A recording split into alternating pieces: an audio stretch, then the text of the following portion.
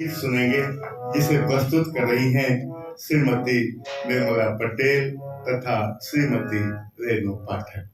गीत सुने उसके बाद उद्बोधन।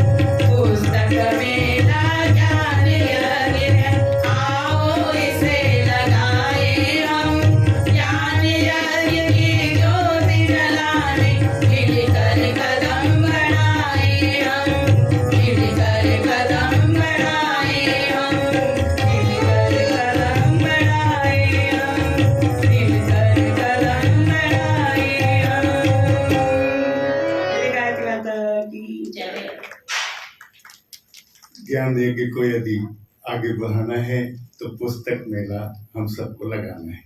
इसी संबंध में आपने भी बहनों के माध्यम से गीत सुना।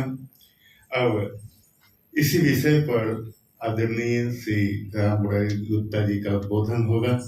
गुप्ता जी के संबंध में कुछ बातें जान लें।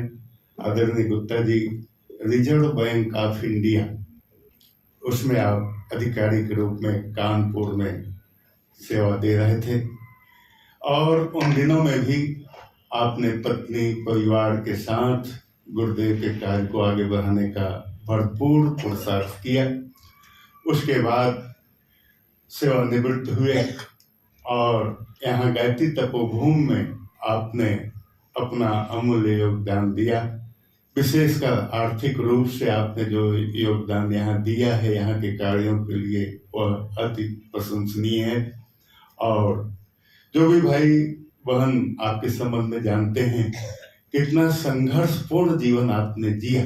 शायद कोई दूसरा व्यक्ति होता तो टूट भी सकता था, उसके मन में अनास्था श्रद्धा पैदा हो जाती, लेकिन आदरणीय गुप्ता जी ने अपने आप को संभाला, अपने साधनों का, अपनी योग्यता का, अपनी प्रतिभा का पूरा नियोजन गुरुदेव के कार्यों के लिए किया। और आपकी योग्यता प्रतिभा को देखते हुए ही गायत्री तपोभूमि की व्यवस्था ने आपको पुस्तक मेला आयोजन का संयोजक बनाया हुआ है। पुस्तक मेला से संबंधित जो भी परामर्श, जो भी क्रियाकलाप होते हैं, आपकी उसमें भागीदारी होती है।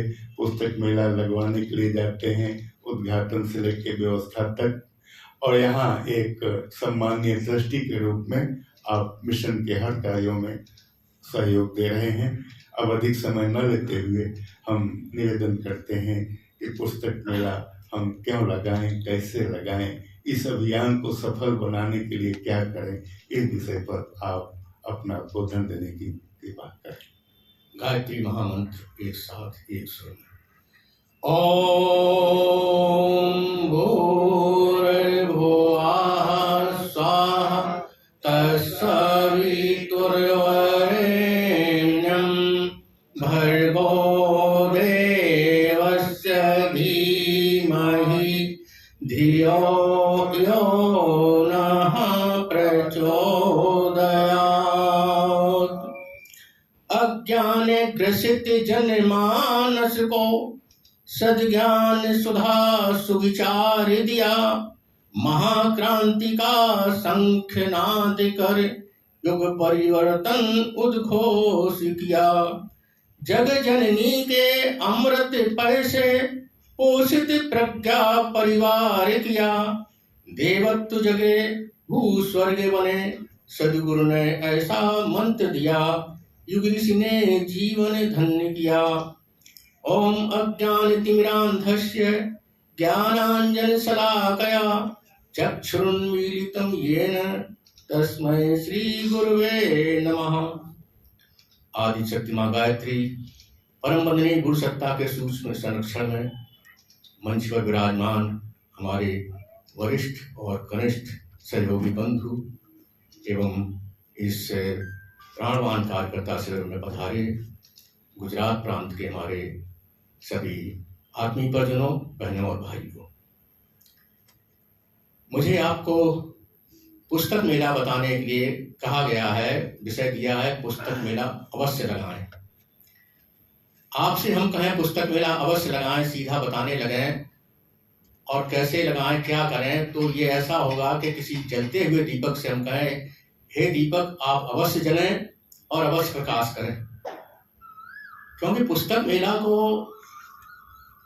पुस्तक मेले के रूप में वास्तविकता प्रदान करने के लिए, उसका गौरव प्रदान करने के लिए आपने एक कीर्तिमान स्थापित किया हुआ है। आगे बताएंगे, लेकिन प्रश्न ये उठता है कि अभी करीब 3 साल तो कोरोना में चले गए थे और अभी साल 1.5 साल में इधर कहीं भूकंप आए, कहीं बाढ़ आई है, तो इस तरह से वो काम बहुत ही शिथिल पड़ गया। जो आपके यहाँ से जो चल रहा था, जो ऐतिहासिक रूप लिया था जिसने, वो शिथिल पड़ गया। लेकिन देखिए, ये प्रतिरोध तो आते रहते हैं, हमारी परीक्षा भी लेते हैं। दूसरे विश्व युद्ध में जापान के ऊपर 2 परमाणु बम गिराए गए थे। उसकी कमर पूरी तरह टूट गई थी और ये उम्मीद नहीं की जा रही थी कि उठकर खड़ा होगा, लेकिन वहां के लोगों की संकल्प शक्ति, प्राण शक्ति ने क्या किया, विश्व के जो विकसित देश थे कुछ ही वर्षों में अग्रिम पंक्ति में लाकर खड़ा कर दिया। ये उनका प्रयास था, उनका संकल्प था कि नहीं, हमें आगे बढ़ना है। तो ये तो सब होता रहता है। आपके गुजरात की धरती बहुत ही महान है, बहुत ही पूज्य है। 5000 वर्ष पहले जब यहाँ से भगवान श्री कृष्ण ने देखा एक उपयुक्त स्थान उन्होंने तलाश किया, उन्हें भी युग परिवर्तन करना था। अन्याय, अत्याचार, अधर्म जो उस समय फैला हुआ था उसको नष्ट करना था, तो उन्होंने आपके गुजरात की धरती को चुना। 12-14 वर्ष की आयु में यहाँ से चले गए थे और जाकर के वहीं अपनी राजधानी बनाई। और फिर हम जानते हैं कि जब महाभारत का युद्ध हुआ तो अपनी विशाल सेनाएं लेकर के इस युद्ध में शामिल हुए थे और युग परिवर्तन किया था उन्होंने। उसके बाद भी बहुत ऐतिहासिक विभूतियां उत्पन्न होती रहीं। हमारे देश की आज़ादी की लड़ाई में महात्मा गांधी, सरदार पटेल आपके भूमि से ही आए थे। और धार्मिक क्षेत्र में भी स्वामी दयानंद सरस्वती थे, जो उन्होंने उस समय जो धार्मिक भ्रांतियां थी उनको समूल नष्ट करने के लिए सारे देश में घूम घूम करके आर्य समाज की स्थापना और गायत्री का प्रचार किया था। और वो तो इतिहास हो गया। हम लोग ऐसे अपने जो सम्मेलन होते हैं उसमें राजनीति को नहीं लाते हैं, लेकिन उससे निरपेक्ष भी तो नहीं रह सकते हैं। तो बिना नाम लिए हम संकेत में कह रहे हैं, लेकिन वो सब स्पष्ट है कि हमारा देश पिछले 70 वर्षों में आज़ादी के बाद, जहां सारे देश, छोटे छोटे देश, जापान जैसा देश मैंने बताया, बहुत आगे बढ़ रहे थे, यहाँ लग रहा था कि यहाँ एक गरीब देश है, भुखमरी से ग्रस्त देश है और विशेष कुछ नहीं हो रहा था। लेकिन पिछले 9-10 वर्षों में जो हम देख रहे हैं, जो परिवर्तन हुआ है, वो हमारे देश के जो नेता है, विश्व नेता के रूप में आपके गुजरात से ही आए हुए हैं और आज उनको रूस, America, England, France, Germany, Australia सभी इतना सम्मान दे रहे हैं। और यहाँ के राजनीति के कट्टर विरोधी जो पानी पी पी कर कोसते हैं, वो अपने भाषणों में आजकल ये कह रहे हैं कि ये जो फिलिस्तीन और इजराइल का युद्ध चल रहा है, इसको समाप्त करने की क्षमता किसमें है? हमारे देश के प्रधानमंत्री में है। तो देख लीजिए हमारा देश कितना आगे बढ़ गया है और बढ़ता ही चला जा रहा है। दैवी शक्तियां, परम पूज्य गुरुदेव ने जो कहा था कि हमारा देश फिर से विश्व गुरु बनेगा, वो सब हमें प्रत्यक्ष दिखाई पड़ रहा है। और आपकी गुजरात की धरती बहुत ही महान है। आप अपने स्वरूप को समझिए। क्या था, जब लंका पर चढ़ाई करनी थी तो सबसे पहले तो पता लगाना था कि लंका की स्थिति क्या है। जिस तरह से कोई जासूसी करने जाता है, किसी जब युद्ध होते तो देशों में, तो जासूस वहां पर जाते हैं और सारी स्थिति का पता लगाते हैं।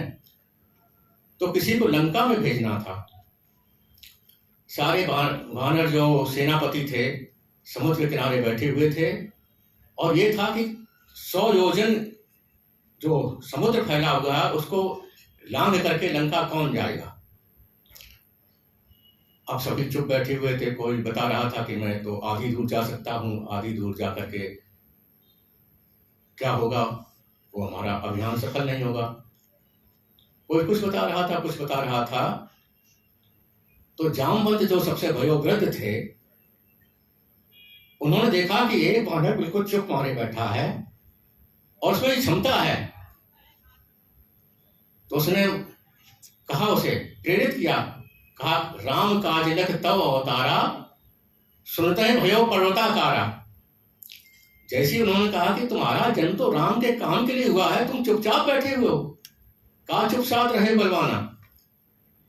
तो इतना सुनते ही उनके जो हौसले थे, उनकी जो शक्ति थी, वो पहाड़ के समान ऊंची हो गई। उठकर खड़े हो गए कि ठीक, और देर नहीं की उन्होंने उस समझ को लागने और वहां की स्थिति पता करने का। तो वही मैं कह रहा हूं कि जो समय चला गया है, बहुत अच्छा आपका अभियान चल रहा था। इसके पहले भी अभी साल डेढ़ साल पहले आपका सम्मेलन हुआ था, उसमें आपने कहा था कि हम जाएंगे और वहाँ के हर जिले में पुस्तक मेले का अभियान हम चलाएंगे, हर जिले में पुस्तक मेला लगाएंगे। लेकिन वही बताया, कुछ प्राकृतिक विपत्तियां फिर आ गई, तो उस तरह से वो नहीं चल पाया।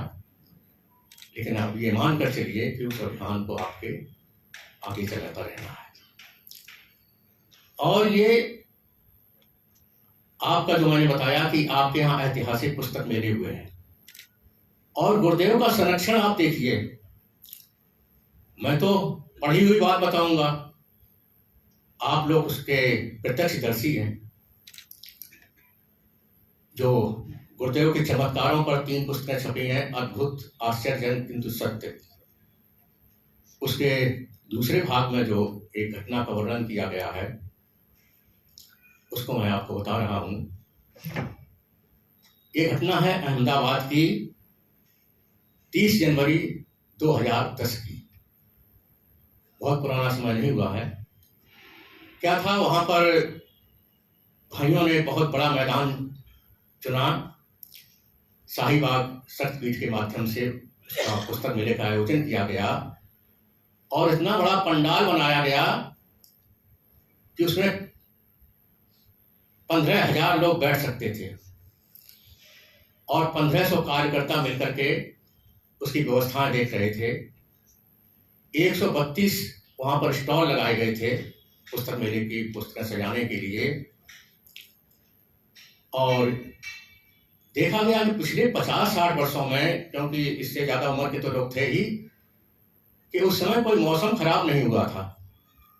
जिस समय पुस्तक मेला का आयोजन रखा गया था दिसंबर के लास्ट और जनवरी के फर्स्ट में, मौसम खराब नहीं हुआ था।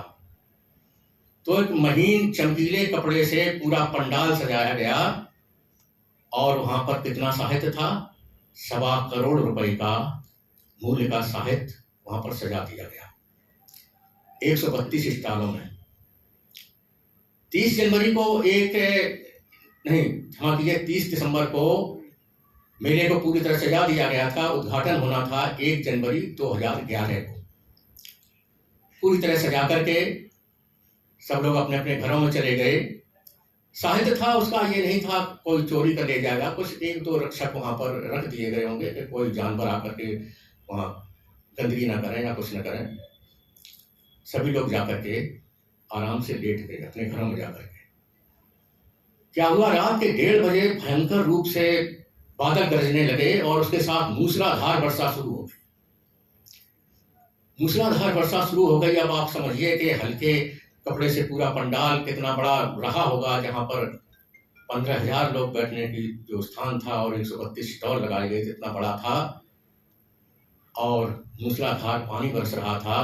कोई सुरक्षा नहीं की गई थी। ये अचानक ही बादल उमड़े और बरसने लगे थे। तो सबकी आंख खुल गई। बड़ा तेज आवाज गरज सुनकर के, और मूसलाधार जो वर्षा हो रही थी उसकी आवाज सुनकर के सारे लोग उठकर बैठ गए। जो हमारे परिजन लोग थे, जो 150-200 लोग वहाँ के आसपास के क्षेत्र में रहते थे, वो उनके हाथ पैर फूल गए। धड़कते हुए दिल से कोई भीगते हुए भाग पड़े, कोई छाता मिला तो मिला, ऐसे भाग पड़े वहां पर। लेकिन उस आयोजन स्थल पर आकर के जब वहां पर अंदर प्रवेश किया, एक बूंद पानी नहीं पड़ रहा था। चारों तरफ भयंकर बारिश हो रही थी। तो ये जो पुराना इतिहास यहाँ का है कि एक बार जब भगवान कृष्ण यहाँ पर थे, बचपन की उनकी घटना थी, इंद्र कुपित हो गए थे। उन्होंने भी कहा था कि इसको हम बहा देंगे, ब्रज क्षेत्र को रहने ही नहीं देंगे। तो भगवान कृष्ण ने अपनी उंगली पर गोवर्धन उठा लिया था और ब्रज क्षेत्र की रक्षा की थी। उसी की पुनरावृत्ति वहां पर हुई आपके अहमदाबाद में 30 दिसंबर 2010 को। अब आप समझिए परम पूज्य गुरुदेव का कितना बड़ा संरक्षण आपके साथ में है। एक एक के साथ में तो जो चमत्कार हुए हैं वो तो इतने बड़े हैं, हरि अनंत, हरि कथा अनंता, कि उसका अभी वर्णन करने बैठे तो जाने कितना टाइम लग जाएगा। कितने लोग, हर व्यक्ति जो आज बताया जा रहा है कि 17 करोड़ लोग जुड़े हुए हैं, तो 17 करोड़ के अनुभव तो है ही, और इसी के आधार पर लोग एक बार जुड़े हैं, वो टूट नहीं पाए हैं। लेकिन ये जो चमत्कार लाखों लोगों जो उसके प्रत्यक्षदर्शी बने, क्या सिद्ध करता है कि आपके साथ में परम पूज्य गुरुदेव का पूरा संरक्षण और सहयोग है। अब ये जो परम पूज्य गुरुदेव ने जो हम पुस्तक मेला लगाएंगे, उसके बारे में स्वाध्याय सबसे बड़ा होता है, उसके बारे में हमारे तिवारी जी ने और प्रमोद शर्मा जी ने बड़े विस्तार से आपको बता दिया है। अब इसकी आगे की बातें, जो हमारा कर्तव्य क्या है, हम उस कर्तव्य को कैसे पूरा करेंगे और क्यों करेंगे, हम पुस्तक मेला क्यों लगाएं, अब इस पर थोड़ा प्रकाश डालेंगे। 4 अगस्त 1983 को परम पूज्य गुरुदेव ने शांति कुंज में जो उद्बोधन दिया था, बहुत ही मार्मिक, बहुत ही प्रेरणादायक और समझने योग्य है कि उन्होंने हमें क्या बताया, हमें करना क्या है। उसमें उन्होंने बताया कि विचार क्रांति अभियान को हमने युग साहित्य के रूप में लिखना शुरू कर दिया है। ये युग परिवर्तन कैसे होगा, जब विचार क्रांति होगी। विचारों में जब क्रांति आएगी तभी युग परिवर्तन होगा। तो परम पूज्य गुरुदेव ने कहा, आप हमारे विचारों को पढ़िए और हमारी आगे की चिंगारी को लोगों में फैला दीजिए। हमारे विचार बड़े पैने हैं, बड़े तीखे हैं। हम दुनिया को पलट देने का जो दावा करते हैं, अपनी सिद्धियों से नहीं करते हैं। थी उनके पास सिद्धियां, वो कुछ न करते, अपनी सिद्धियों का प्रयोग करके युग को पलट सकते थे, लेकिन वो स्थायी नहीं होता। स्थायी कब होगा, जब हमारे दिल और दिमाग में उतर जाएगा कि नहीं, हमें परिवर्तन चाहिए, इसी में हमारा भला है। तो इसलिए परम पूज्य गुरुदेव ने कहा है, हम दुनिया पलट देने जो दावा करते हैं, अपने इन सशक्त विचारों से करते हैं। आप घर घर जाइए, लोगों के दरवाजे खटखटाइए, उनकी खुशाबंदें करिए और किसी प्रकार से मेरा साहित्य उन तक पहुंचाइए। अभी जब हम साहित्य ही नहीं पहुंचाएंगे और ये हम उम्मीद करें कि नहीं लोगों के पास विचार क्रांति हो जाएगी, विचार बदल जाएंगे, तो ये सबसे पहला काम हमें करना पड़ेगा। और उन्होंने परम पूज्य गुरुदेव ने जो अंतिम हम कह रहे हैं, इसको तो आप पढ़िएगा, इसकी पुस्तक भी आपको मिल जाएगी छपी हुई, और कई बार ये छापा गया है, पॉकेट बुक्स में छपा है, वैसे भी छपा हुआ आपको जो प्रवचन संग्रह उसमें मिल जाएगा। वो कहते हैं कि मनुष्य हमेशा भगवान के आगे हाथ पसारता रहता है, कुछ न कुछ मांगता रहता है, हमें ये चाहिए, हमें पुत्र चाहिए, हमें धन चाहिए, दौलत चाहिए, यानी क्या क्या मांगता रहता है। लेकिन कभी कभी ऐसा होता है जब भगवान भक्त के आगे हाथ फैलाता है, और भगवान की हथेली पर रखने वाला कभी घाटे में नहीं रहता है। फिर आगे देखिए, उनके शब्दों को समझिए, मैं भी आपके आगे आज हाथ फैलाता हूं, इसलिए आपकी क्षमता मांगने के लिए, आपकी प्रतिभा मांगने के लिए, आपके साधन मांगने के लिए, आपका सहयोग मांगने के लिए। और मैं विश्वास दिलाता हूं, आप हमारे खेत में अगर एक दाना बोएंगे तो हमारी जमीन उसको खाने वाली नहीं है, हम 1000 गुना अन्न उगा कर देंगे, आपको निहाल कर देंगे। कितना बड़ा आश्वासन कौन दे सकता है, कौन दे सकता है, वो भी समझिए। अंत में जो अंतिम पंक्ति है इसमें, वो कहते हैं, यह है आज के युग देवता की अपील, प्रज्ञावतार की अपील, महाकाल की अपील और हमारी अपील। समझ लीजिए क्या कह गए परम पूज्य गुरुदेव।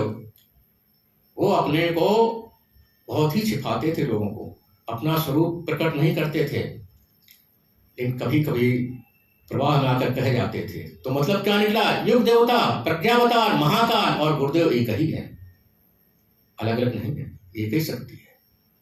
उन्हें क्षमता है सब कुछ करने की। तो अब उन्होंने क्या कहा, इसका एक अंश और हम सुनाना चाहेंगे कि जब भगवान अवतार लेते इस धरती पर हर युग में एक बार भगवान अवतार लेते हैं।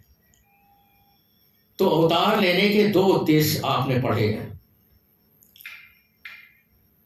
क्या है?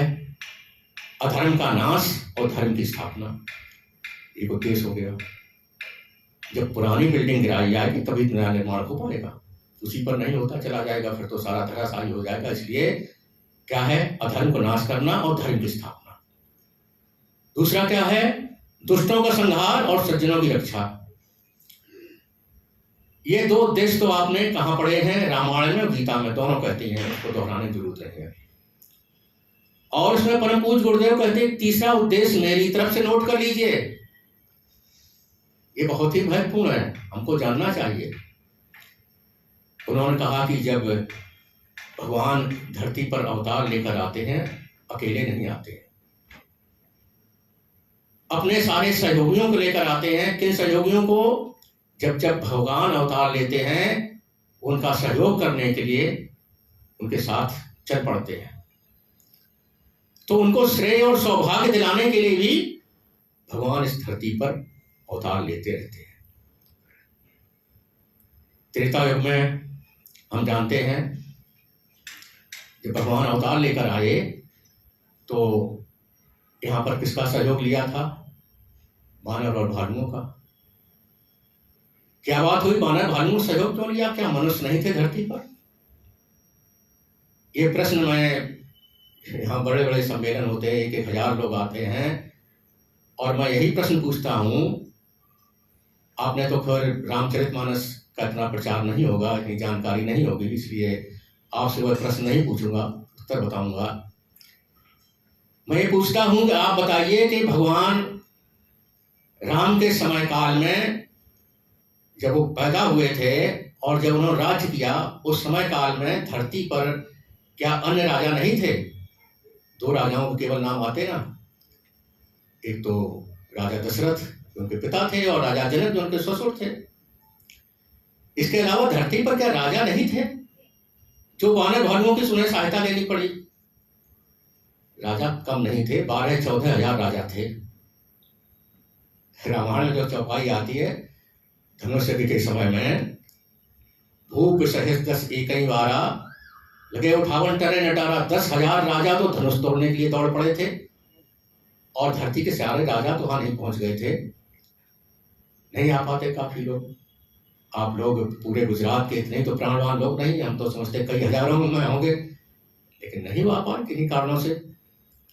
तो इसी तरह से 12-14 हजार राजा थे, लेकिन कोई संख्या नहीं बता पाता है। किसी के नाम तो हम भी नहीं बता पाएंगे क्योंकि हम जानते ही नहीं कोई राजा और था। संख्या हमने जरूर पढ़ ली, वो बता दिया करते हैं। तो इनके नाम क्यों नहीं आए? इन्होंने भगवान का सहयोग ने उनका विरोध किया था।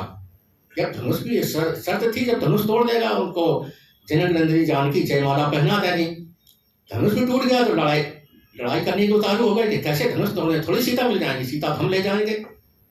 हथभर में हथियार उठा लिए थे, लेकिन उस समय क्या घटना हुई थी आपने पढ़ा ही होगा, रामायण की जानकारी तो होगी। परशुराम जी जिन्होंने 21 बार ऐसे आगताई राजाओं से काट के अलग कर दिए थे, वो फरसा जब चमकाते हुए आए तो सबके हाथ पैर कांपने लगे और अपने माँ बाप दादाओं का नाम लेकर के उनकी प्रार्थना करने लगे कि हमें बख्श दो, क्योंकि भगवान राम का प्रभाव नहीं जान पाए उस समय कोई भी राजा।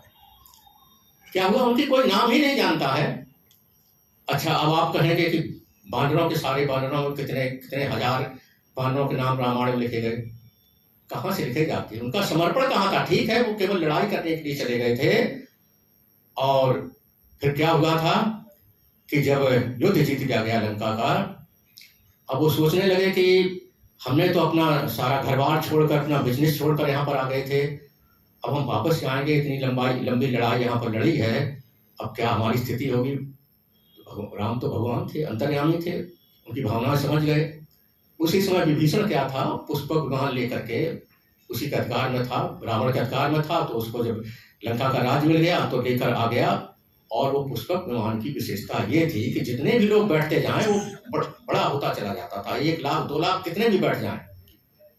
तो उसमें क्या था कि वो हीरा जवाहरात भरकर ले आया। बहुत सोने की जब लंका ही बनी थी तो लंका तो जला दी थी हनुमान जी ने, लेकिन हीरा जवाहरात और मणिमाणिक के तो सब वहां बने हुए थे, उनको भर कर ले आया। भगवान राम ने कहा कि इसकी में जरूरत नहीं, उनको भेंट किया था कि आप ले जाइए, अयोध्या में ले जाइए। बोले नहीं, इसको आकाश में जाकर के उसकी वर्षा करा दो, और वानरों से कहा कि ले लो, इसको लूट लो। तो जब वानरों ने ये सोचा कि चलो हमें संपत्ति मिल गई, उनको बटोरा, अपनी अपनी झोलियां भरी और जयराम जी की कह के चले गए।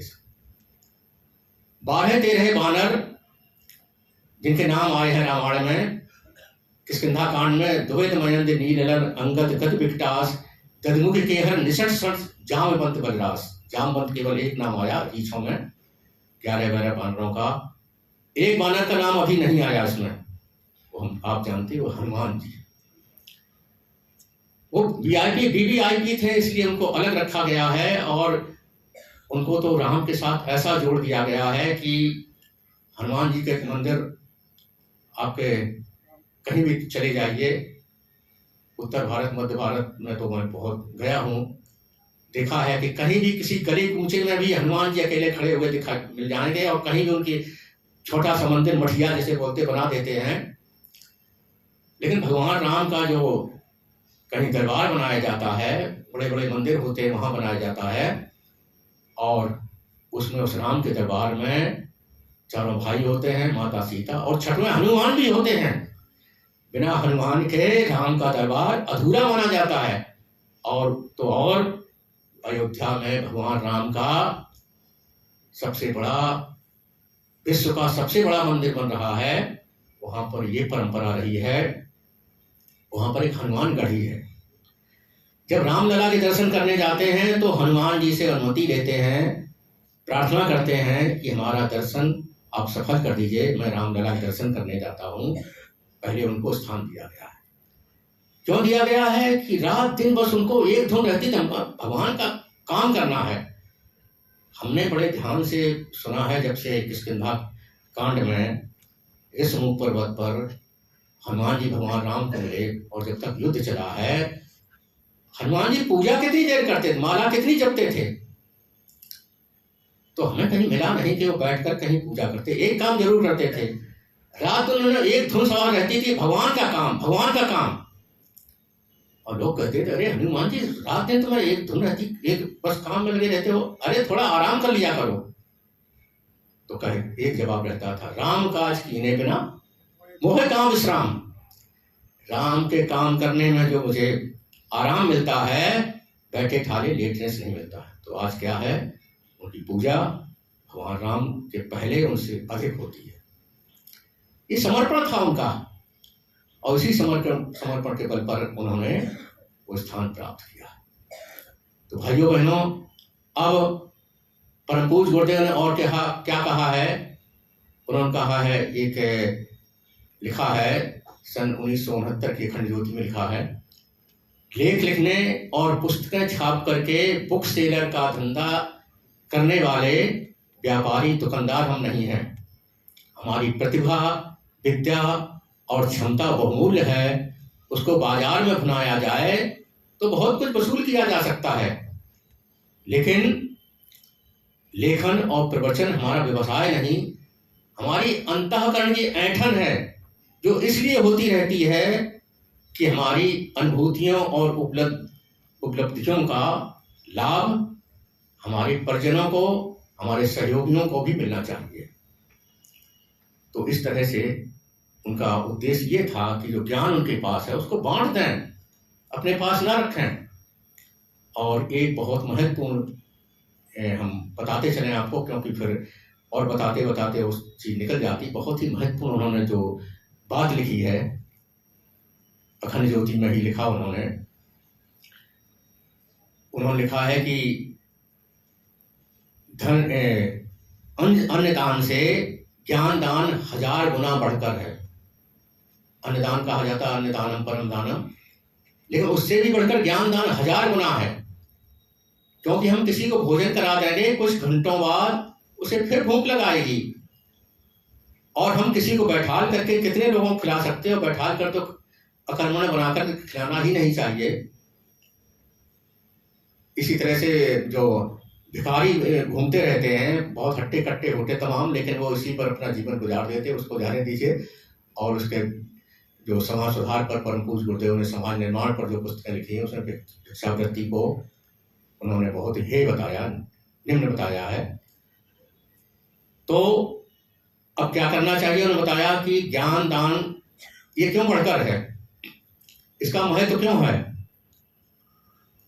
उन्होंने कहा कि जो हम धन दान करते हैं या और किसी तरह के दान करते हैं, उनका प्रतिफल अन्य योनियों में भी मिल सकता है। जो 84 लाख योनियां बताई गई हैं, उसमें 83,99,999 योनियों में अगर कोई इस जन्म में पुण्य करता है तो तुरंत नहीं उसका लाभ मिलता, कुछ तो मिल जाता है, लेकिन क्यों नहीं मिलता है? जैसे आपके लगभग सभी के बैंकों में खाते होंगे, अब आप उसमें जमा भी करते, लाखों रुपए जमा करते, लाखों निकालते रहते हैं, और जब आप अकाउंट बंद करना चाहते हैं तो डेबिट क्रेडिट के बाद जो बैलेंस बचता है वही तो आपको दिया जाएगा। आप कहें अरे हमने 10 लाख जमा किया था, अरे ये तो याद करिए कि आपने 9 लाख निकाल लिया है, अब 1 लाख तो बचा है। तो इसी तरह से सारे जीवन में हम अच्छे बुरे जो भी कर्म करते हैं उसका डेबिट क्रेडिट चलता है, और अगले जन्म में जाकर के उसका प्रतिफल मिलता है। तो परम पूज्य गुरुदेव ने कहा है कि ये किए हुए कर्म के अनुसार ही उसका प्रतिफल प्राप्त होता है। तो जो हम दान करते हैं और योनियों में उसका, आप उदाहरण देने का समय नहीं, समय बहुत क्योंकि सीमित है और बहुत कुछ बताना है। बहुत से उदाहरण आपको मिल जाएंगे इस तरह के कि लोग भी हैं, और लोग आपको तो सही सलामत बनाया है, भगवान ने हाथ पैर वाणी नेत्र सब कुछ दिए हैं। कुछ लोग ऐसे भी पैदा होते हैं जिन्हें नेत्रहीन होते हैं, अपाहिज होते हैं। ये क्या है? उनके कर्म के अनुसार ही उनको मिला हुआ है। और दूसरी योनियों में भी जो जाते हैं, एक बहुत छोटा उदाहरण बता करके हम अपनी बात आगे बढ़ाएंगे। एक हमने इंटरनेट पर कभी कोई मजेदार घटनाएं आती हैं। एक अरबपति कुत्ते को उसमें लिखा था अरबपति कुत्ता। अरबपति कुत्ता कैसे हो गया? मालिक था, बड़ा प्रेम करता था अपने कुत्ते से, आगे पीछे कोई नहीं था। उसने सारी, अरबपति था, सारी जमीन जायदाद और सारी संपत्ति कुत्ते के नाम कर दी, और वसीयत लिख गया कि जब तक ये जीवित रहेगा इसकी बहुत हिफाजत, बहुत देखभाल की जाएगी, बहुत अच्छी तरह से। तो दर्जनों डॉक्टर लगे रहते थे, बीमार न पड़ने पाए। दर्जनों डाइटिशियन लगे रहते थे, क्या डाइट होनी चाहिए। और घुमाने के लिए सबसे महंगी कार में वो ऐसे उतरता था महाराजाओं की तरह से। उसमें हमने पूरा वीडियो देखा है, जैसे कोई महाराजा उतरता उतरता, लेकिन क्या लाभ, मर जाएगा, चला जाएगा, ना उसकी कोई वारिस है, ना किसी को दे सकता है। जब तक जीवित था तब तक उसने, तो क्या पिछले जन्म में उसने धन का दान किया होगा, तो उसका धन का लाभ मिल गया। तो इसलिए परम पूज्य गुरुदेव ने कहा है, ज्ञान का प्रतिलाभ, प्रतिफल केवल मनुष्य योनि में संभव है। इसलिए जो ज्ञान का दान करेगा, अगला जन्म मनुष्य का मिलना सुनिश्चित है। अगर आप, इसीलिए मैं कहता हूं, आप ज्ञान का दान अवश्य करिए। ये ज्ञान का प्रसार, सद्ज्ञान का, अब ज्ञान में तो हर तरह के ज्ञान आते हैं, और उस बारे में अगर हम बताएंगे तो गुरुदेव के वचन है कि आजकल जो पुस्तकें छप रही हैं उनको देखकर इतना क्रोध आता है कि ये तो अपनी आंखें फोड़ ली जाएं, या उनको हमें अधिकार दे दिया जाए सारा इकट्ठा करके उसकी होली जला दें। मनोरंजन के नाम पर इतना कूड़ा करकट ये छापा जा रहा है तो इसलिए परम पूज्य गुरुदेव ने, जैसा कि भाई साहब ने भी आपको सब बताया है, उन्होंने कहीं एक शब्द भी ऐसा नहीं लिखा है जो नेगेटिव हो, हमने नीचे पीछे ले जाना वाला हो, हमें उत्कर्ष करने वाला, आगे बढ़ाने वाला है। तो इस तरह से परम पूज्य गुरुदेव ने, और उन्होंने हमारे सामने हमारे प्रत्यक्ष जो एक उन्होंने संकल्प किया है, जो प्रण किया है, वो भी आपको सुना दें। ये अक्टूबर 1969 की अखंड ज्योति में अपने बात में छपी है, उसको मैं आपको बताऊंगा। उन्होंने लिखा है, इसी धरती पर स्वर्ग का अवतरण और इसी मानव प्राणी में देवत्व का उदय में अभीष्ट है। इसके लिए भगीरथ तप करेंगे। क्यों करेंगे? ज्ञान की गंगा को धरती पर लाया जाएगा। जब भगीरथ ने तप किया था, तब गंगा माता हमारी धरती पर आई थी, जिन्होंने करोड़ों लोगों को तार दिया है, और अब लोगों ने उसे प्रदूषित कर दिया है। कि कुछ समय पहले तो ये कहा गया था कि ये आचमन क्या नहाने योग्य नहीं रही हैं, लेकिन अभी जो हमारे देश की वर्तमान व्यवस्था है, वर्तमान सरकार है, उसने ध्यान दिया है, उसको भी प्रयास किया जा रहा है। और हमारा मिशन भी, उसने भी ये गंगा जो शुद्ध विशुद्ध करने का अभियान जो चलाया है, तो थोड़ा बहुत शुद्धिकरण हुआ है, प्रयास आगे भी जारी है। तो परम पूज्य गुरुदेव का ज्ञान की गंगा, ये तो ज्ञान, ये गंगा थी, ये तो सीमित स्थान में हिमालय पहाड़ से उतर कर यहाँ कुछ क्षेत्र में होती हुई वहाँ जाकर के गंगा सागर में जाकर के वहाँ पर समुद्र में विलीन हो जाती है। इस बीच में जितने लोग उनका कल्याण कर पाती है। लेकिन ये जो अज्ञान फैला हुआ है, ये तो विश्वव्यापी है। और कितना विश्वव्यापी है, परम पूज्य गुरुदेव इसी जो उनका लेख है उसी में आगे बता रहा हूँ। ज्ञान की गंगा को धरती पर लाया जाएगा और उसके पुण्य जल में स्नान करा के कोटि कोटि नर पशुओं को, मैं तो समझता हूँ उन्होंने जो नर पशु कहा है बहुत ही हल्का शब्द, बहुत दया की है, कृपा की मनुष्य जाति पर। आजकल जो कुकर्म कर रहा है मनुष्य, जो आप पेपरों में पढ़ते होंगे, इंटरनेट पर या टीवी में देखते होंगे, उसको बताने की जरूरत नहीं। वो नर पिशाच कहें, नर पिशाच भी लज्जित हो जाएगा जैसे कुकर्म वो कर रहा है। लेकिन परम पूज्य गुरुदेव ने कहा कि हम अपने विचारों से उसको भी सुधारेंगे, उसका दिमाग भी सही करेंगे। कैसे करेंगे? ज्ञान यदि की चिंगारियां विश्व के कोने कोने में प्रज्वलित होंगी, विचार क्रांति का ज्योतिर्मय प्रवाह जन जन के मन को स्पर्श करेगा। तो साधारण मनुष्य देवता बन जाएंगे, देवता से और भी आगे बन जाएंगे, और जो नर पशु हैं उनको नर नारायण बना देंगे। ये परम पूज्य गुरुदेव ने कहा है। और वंदनीय माता जी ने क्या कहा है? 1974 में जब परम पूज्य गुरुदेव अज्ञातवास में गए थे, उसका संपादन करते हुए उन्होंने लिखा है, वो बहुत ध्यान देने योग्य है। उसमें उन्होंने लिखा है, हर घर में अखंड ज्योति और युग निर्माण योजना पत्रिकाएं पहुंचनी ही चाहिए। उस समय यही दो पत्रिकाएं थी, और भाई साहब ने तो अभी तिवारी जी ने जो और भी छप रही हैं पत्रिकाएं, पाक्षिक और जो भी सब कुछ बताया है। और इनको पढ़ करके एक कोने में न तो पटक देना चाहिए, ना अलमारियों में बंद कर देना चाहिए। हम नियमित रूप से 10 लोगों को उसको पढ़ाते रहें। जब एक साल के हमारे पास इकट्ठी हो जाएं तो 10 वाले लोगों को हम बांट दें और बदल बदल के पढ़ाएं। हमारे पास पैसा नहीं है, हम साहित्य नहीं खरीद सकते हैं, तो ये तो हम कर ही सकते हैं कि पत्रिकाएं उनको पढ़ाएं हम लोगों को। और इसी में वंदनीय माता जी ने बहुत संक्षेप बताएंगे, उनका तो हमने पूरा नोट किया हुआ है और काफ़ी उसमें आप पढ़िएगा। अखंड ज्योति सितंबर 1974 में जो वंदनीय माता जी का लेख इसके ऊपर है, उन्होंने कहा है, उसमें लिखा है आगे कि ये विचार क्रांति करना बहुत सरल भी है और बहुत कठिन भी है। अब एक ही चीज सरल और कठिन कैसे हो सकती है? उन्होंने कहा सरल इस तरह है कि हम किसी को साहित्य पहुंचाना कोई कठिन बात नहीं है। छोटी छोटी पुस्तकों के रूप में या जैसे भी है हम जाकर लोगों को दे दें, तो कौन मना करेगा। लेकिन सबसे बड़ी बात है लोगों का दृष्टिकोण बदलना, उनके अंदर अभिरुचि उत्पन्न करना। अगर उनके अंदर अभिरुचि उत्पन्न ना हुई, उनका हमने दृष्टिकोण ना बदला, तो पढ़कर भी उनका पढ़ लेंगे जैसे मनोरंजन के तौर पर, या ऐसे ही पढ़, जैसे पेपर में हम समाचार पढ़ लेते हैं और अगले दिन भूल जाते हैं, फिर नए समाचार आ जाते हैं, यानी क्या क्या दुनिया में बदल जाता। तो अभिरुचि उत्पन्न करना ये सबसे कठिन है। तो उसके लिए हमें बार बार प्रयास करना होगा, उन्हें उनकी रुचि के अनुसार साहित्य देना। गुरुदेव ने 3200 किताबें क्यों लिखी, और हर तरह पॉकेट बुक भी हैं, बड़ी किताबें भी हैं, सब क्यों? तो उन्होंने यही कहा कि लोगों में रुचि जागृत करो।